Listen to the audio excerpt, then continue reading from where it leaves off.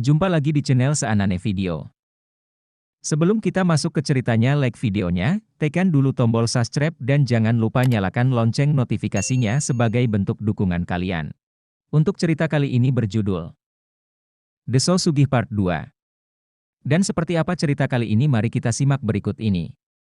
Sebelum lanjut ke ceritanya, bagi yang belum menonton part 1, jangan lanjut menonton video ini, tonton dahulu part 1, linknya ada di deskripsi, biar ceritanya nyambung.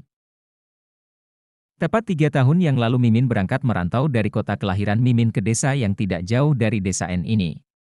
Desa yang Mimin tempati masih berada di satu kecamatan. Awal mula Mimin tahu desa N, dari tetangga Mimin yang bercerita mengenai desa tersebut.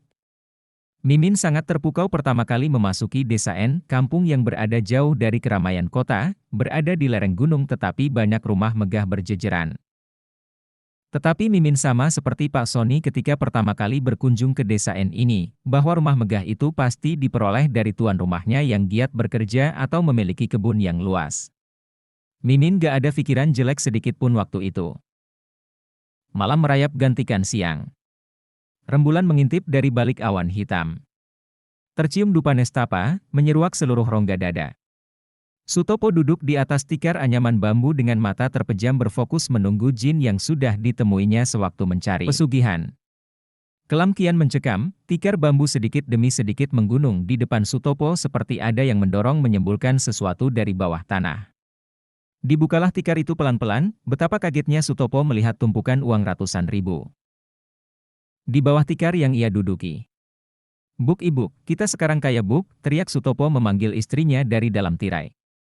"Wah Pak kaya Pak, kita Pak kaya ah," istri Pak Sutopo teriak kegirangan dan melempar uang ratusan ribu ke langit-langit kamarnya. "Kita sudah tidak miskin lagi sekarang Bu," sahut Sutopo. Malam itu Pak Sutopo dan istrinya tertidur di samping tumpukan uang yang diperolehnya malam itu. Seketika Pak Sutopo bermimpi didatangi sosok jin yang telah memberikan dia pesugihan. Di dalam mimpinya Pak Sutopo diingatkan oleh jin itu, agar tidak lupa memberikan tumbal. Tumbal berupa nyawa manusia yang ia kenal. Jin itu memberikan batas waktu penyerahan tumbal sesuai tanggal di mana Pak Sutopo menerima pesugihan pertamanya. Sutopo terbangun dari mimpi buruknya itu.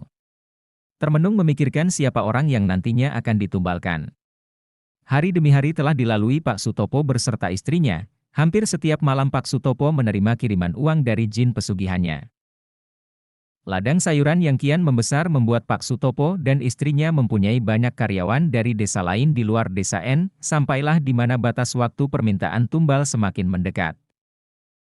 Pak Sutopo berencana menumbalkan salah satu karyawannya untuk menjadi tumbal pesugihannya.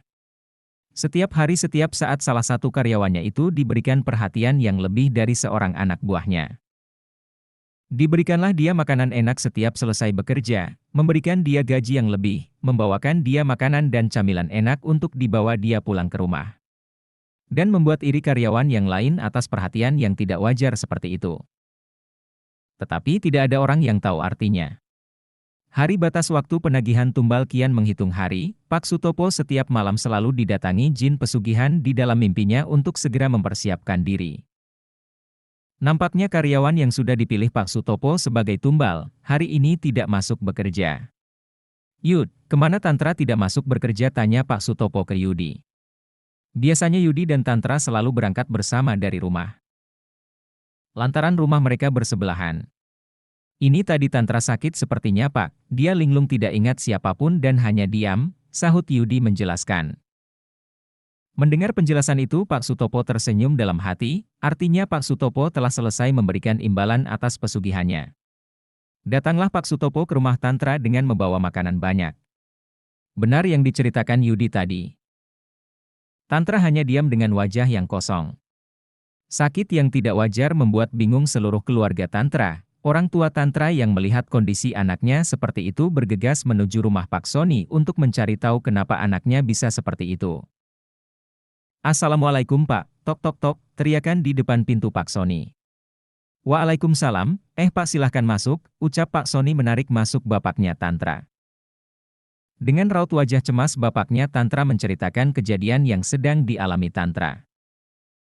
Pak Sony hanya diam mendengarkan setiap kata yang dia dengar. Kejadian seperti ini bukan kali pertama Pak Sony menemuinya. Pak Sony yang berprofesi sebagai moden sangat sering menjumpai hal-hal seperti itu. Dan dia juga sudah tahu bahwa tetangganya lah yang pasti melakukan perbuatan itu. Diambilkanlah garam dan segelas air, dihembuskanlah nafas. Pak Sony mengalir ke dalam air bersama ayat-ayat suci Al-Quran dan amalan lainnya. Ini nanti basuhkan di wajah dan seluruh tubuh Tantra ya Pak, ucap Pak Sony memberikan pesan ke bapaknya Tantra. Tantra yang kian memburuk menghembuskan nafas terakhirnya di depan orang tuanya. Tidak ada yang mengetahui bahwa Tantra adalah korban tumbal pesugihan selain Pak Sony. Dan Pak Sony juga sangat merahasiakan hal itu. Cukup sekian cerita horor kali ini, tunggu kelanjutan ceritanya di part berikutnya hanya di channel ini. Jangan lupa like, subscribe dan share. Tunggu cerita-cerita horor lainnya hanya di channel Seanane Video. Terima kasih.